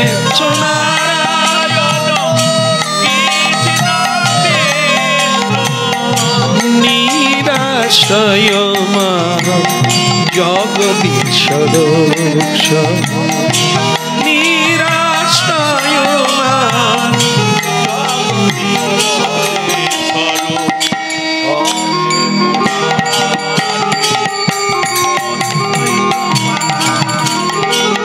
গোপাল গোবিন্দ মুকুন্দ সৌরে হরে মুরারে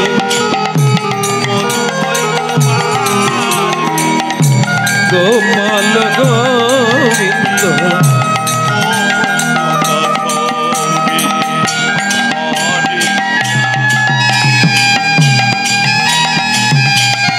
নিতাই গৌর হরিব।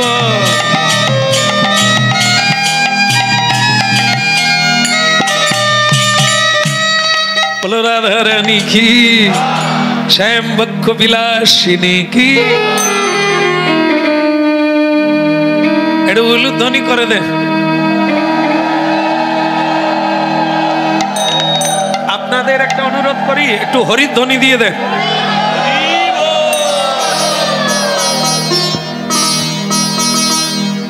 মেয়েটার শেষ ইচ্ছাটা পূর্ণ হলো।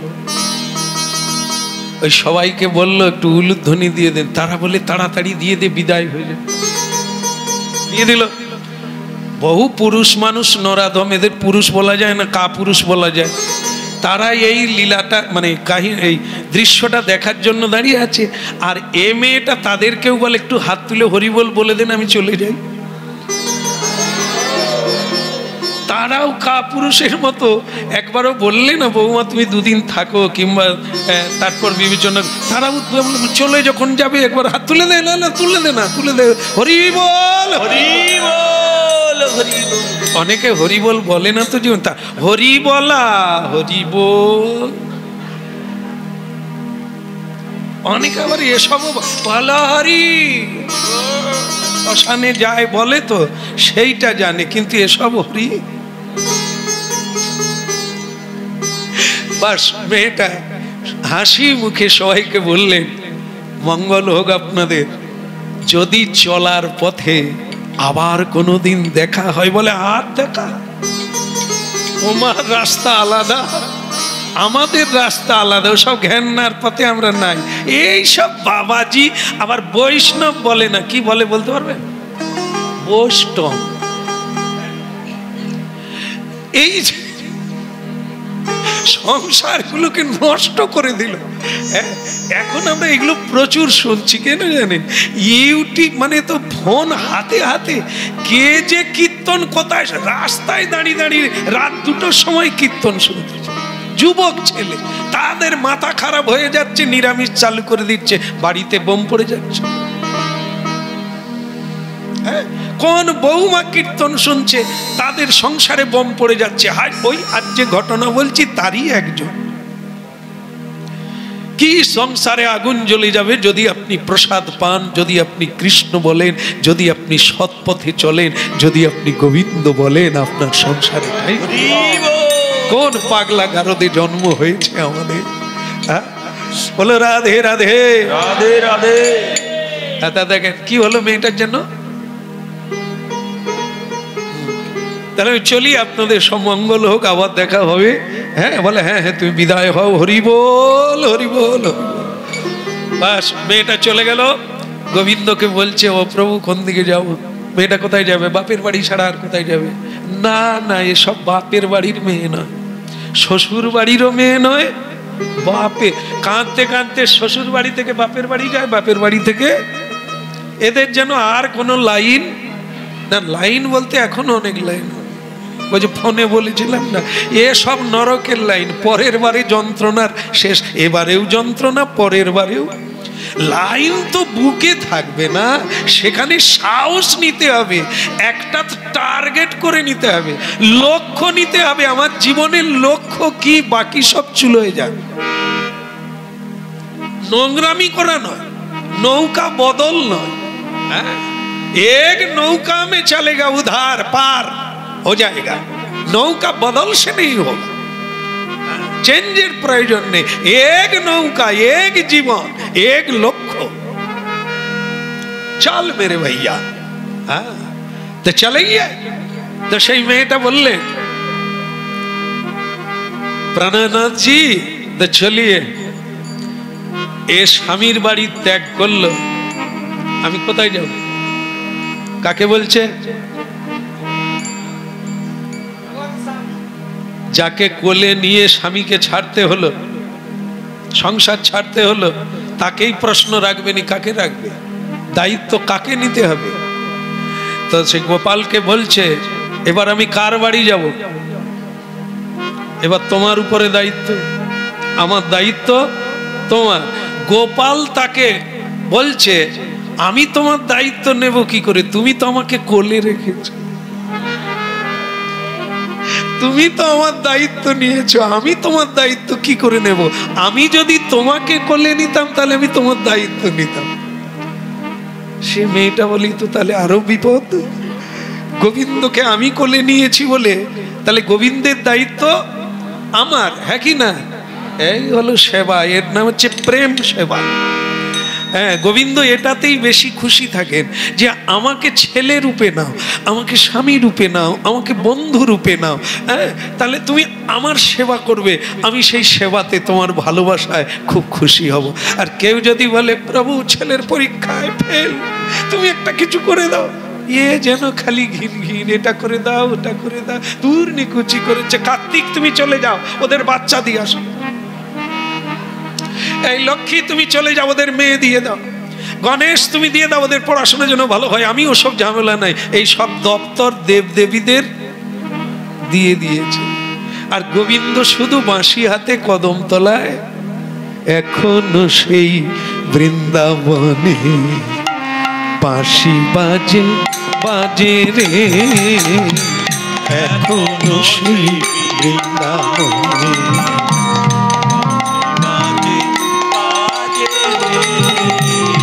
এখনো সেই বৃন্দাবনে বাঁশি বাজে বাজে রে এখনো সেই বৃন্দাবনে বাজে বাজে আবার বাঁশি আবার বাঁশি আবার বাঁশি শুনে বাঁশি শুনে বাঁশি শুনে বাঁশি শুনে বনে বনে বাঁশি শুনে আর শুনে বাঁশি শুনে বাঁশি শুনে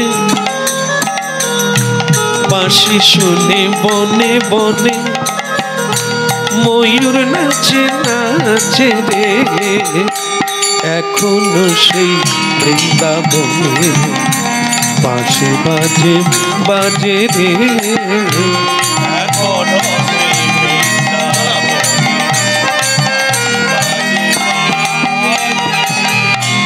এখনো সেই রাধা রানী বাঁশি শুনে পাগলিনী এখনো সেই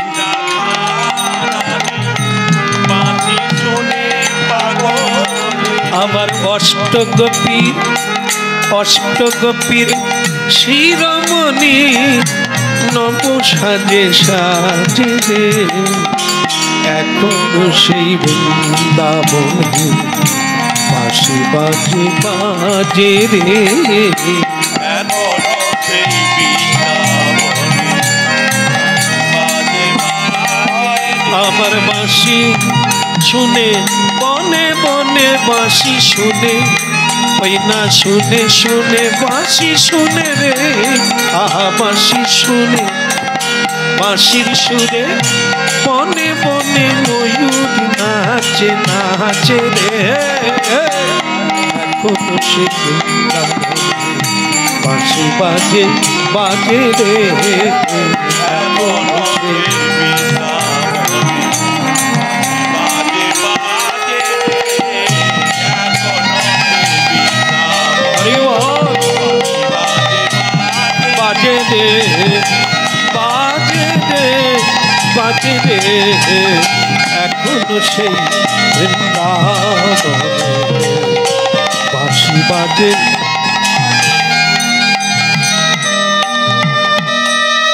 বৃন্দাবন ধাম কি প্রভু শ্বশুর বাড়ি যাব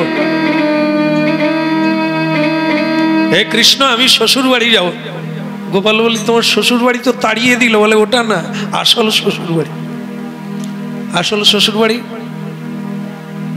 কি আশ্চর্য কাকে গোপালকে কোলে আছে তো গোপালের বাড়ি কোথায় কোথায় হ্যাঁ তা আসল স্বামীকে গোপাল মেয়ের তো গিরিধারী হ্যাঁ আর এসব ঘটপট এসব এসেছে আবার শ্মশানে গিয়ে শেষ হয়ে যাবে আর কৃষ্ণ ছিল আছে পরেও থাকবে সেই তো সকলের স্বামীরও স্বামী স্ত্রীরও স্বামী জগতের স্বামী তাই তার নাম জগন্নাথ আমি শ্বশুর বাড়ি যাব গোপাল বলে সে তো ভালো হয় ক্ষীর মাখনের অভাব হবে না তোমারও খাওয়ার অভাব হবে না গোপালকে কোলে নিয়ে চল মধুর বৃন্দাবন এখনো সে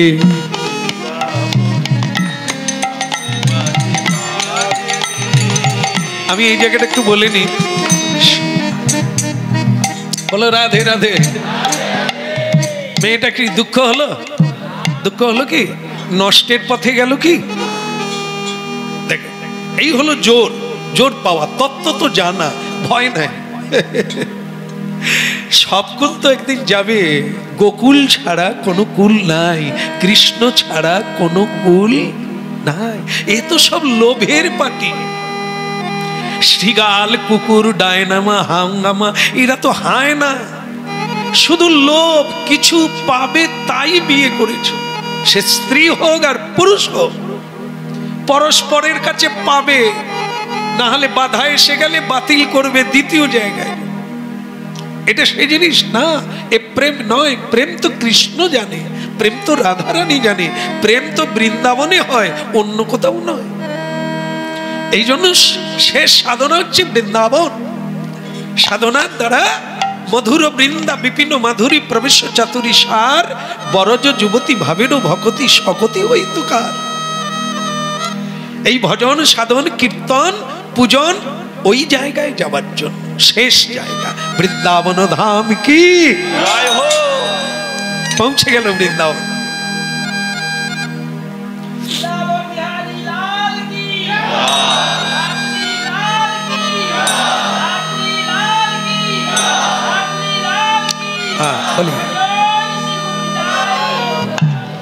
বলো রাধে রাধে। তা বৃন্দাবনে গিয়ে এবার শ্বশুর বাড়ি বলতে তো নন্দ মহারাজের বাড়ি, কিন্তু সেখানে তো যাওয়া যাবে না। তা সেখানে তো নন্দ মহারাজও নাই আর এ নাই। এখন যারা সেবা পুজো করছে তারা তো এরকম দেখলেই আগে সিঁড়ি থেকেই তাড়াবে, এখানে কোনো জায়গা নেই। তো উনি কোথাও ভাড়াও নিলেন না, ধর্মশালায়ও গেলেন না, কোনো মঠ মন্দিরে গেলেন না। একটি মানে মধুবনে এটি গাছের তলায় ভগবানকে বসিয়ে দিলেন একটা পাথরের উপরে। ভগবান সঙ্গে সঙ্গে বসানো মাত্র বলছে খিদে লেগেছে।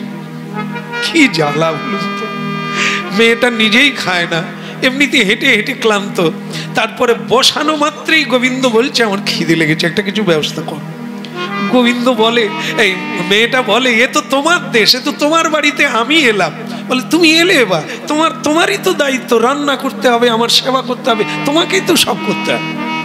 মেয়েটা বললে তবে তাই হবে, তুমি শান্ত হও, আমি দেখি কোথায় কি পাওয়া যায়। বৃন্দাবনের পথে পথে বৃন্দাবনের ব্রজবাসীর ঘরে ঘরে ভিক্ষা চেয়ে রুটি আনলেন। বলো তো ওখানে রুটি পাওয়া যায়। ঘি মাখানো রুটি আনলেন, এনে তুলসী দিয়ে গোবিন্দকে দিলেন, হে প্রভু এই ভিক্ষায় পেয়েছি, তুমি পাও। গোবিন্দ বলছে একটু ঘি মাখায়নি, একটু মাখন না মাখিয়ে দিলে আমি খাই না, মা যশোদা এটা দিত। তো তখন সে মেয়েটা বলে এটা তো মা যশোদা নয়, আমি তোমার দীনা দাসী, এখনো তোমাকে ঘরে রাখতে পারিনি, গাছের তলায় রেখেছি। ওগো তুমি আর এখন মাখন টাখন যা পাই তাই তোমাকে দিচ্ছি, তুমি সেবা লাগাও। একদিন হয়েছে কি 3 দিন কিচ্ছু পায় না, ভিক্ষা টিক্ষা মেলে না। মেয়েটা তখন কি করছে, রাধে কৃষ্ণ গোবিন্দ গোপাল, রাধে কৃষ্ণ গোবিন্দ গোপাল। এটি জোরসে তালি।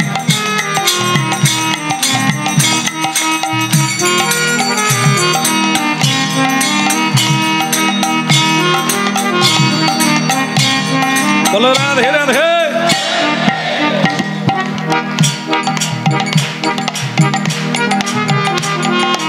ভালো লাগছে, ভালো লাগছে?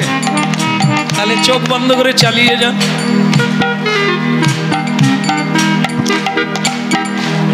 দয়া করে বন্ধ করুন। এ এমন এক তাল না, এক ঘড়ি দেখার সময় হবে। ওই মেয়েটারও তাই। গোবিন্দ বলেছে আমার খিদে লেগেছে, উনি বলেন ব্যবস্থা করবো, একটু গান গেয়ে নি, উপায় একটা হবে। চোখ বন্ধ করে যা গান শুরু করেছে, গান আর বন্ধ হয়নি। গোবিন্দ বলে মেয়ে তো ভারী মেয়ে, এ তো গানে মেতে উঠলো, তাহলে আমার খাওয়ার ব্যবস্থা। স্বয়ং চোখ খুলে দেখে গোবিন্দ আর নাই। বাস এই তো মেয়েটা গড়াগড়ি দেওয়া শুরু করলো। শেষকালে কি হলো না, স্বয়ং গোবিন্দ দে দে দে দে দে দে দে দে দে,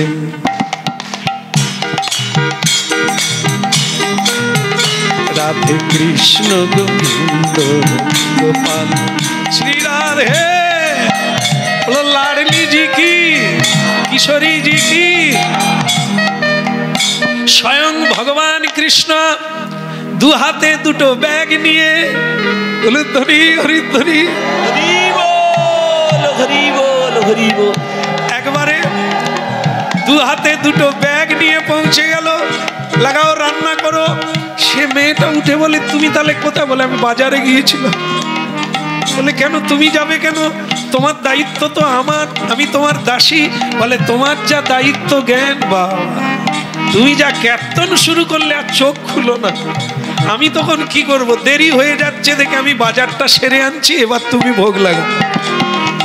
ব্যাগে দেখে যে বাজারে সব রকমের সবজি তুলে নিয়ে চলে আসে। তো তখন মেয়েটা বলে, ওই সবজি তৈরি করতে করতে ও তো কোনো বটি টটি নাই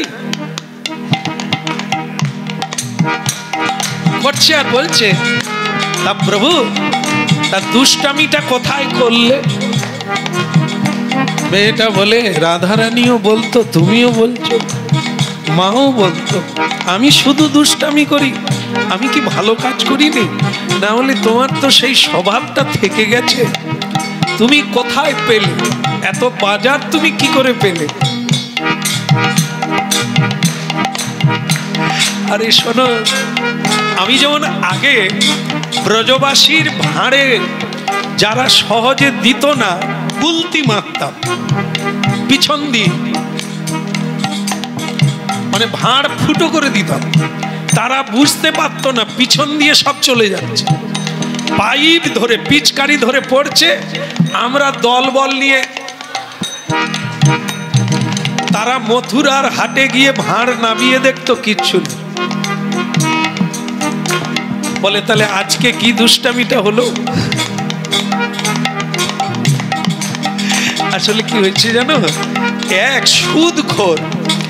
সুদখোর তার সুদের পয়সা দেয় না বলে যার দেওয়ার কথা তার সঙ্গে ঝগড়া করছে, আমি তার ভিতরে ঢুকে গেলাম, সেই সুদখোরের ভেতরে ঢুকে গিয়ে তাকে বললাম যে তোমাকে আমি এখনই পুলিশে দেবো পয়সা যদি না দাও।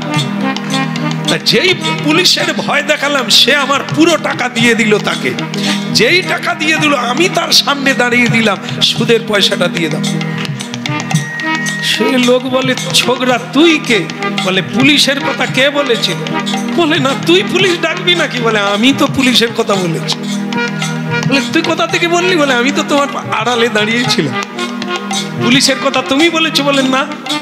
তাহলে ওই কথাটা আমি বলেছিলাম, যে পয়সাটা বেরিয়েছে সেই পয়সা ছাড়ো। বলে, তোর নাম কি? বলে, আমি গোয়ালপাড়ায় থাকি, ওসব নাম দাম ছেড়ে দাও, পুলিশের ডেকে দেবো, পুলিশ ডেকে দেবো, তুমি পয়সা দিয়ে দাও। যেই পয়সা দিয়ে দিয়েছে, বাস আমি সব জিনিসপত্র কিনে নিয়ে যাই।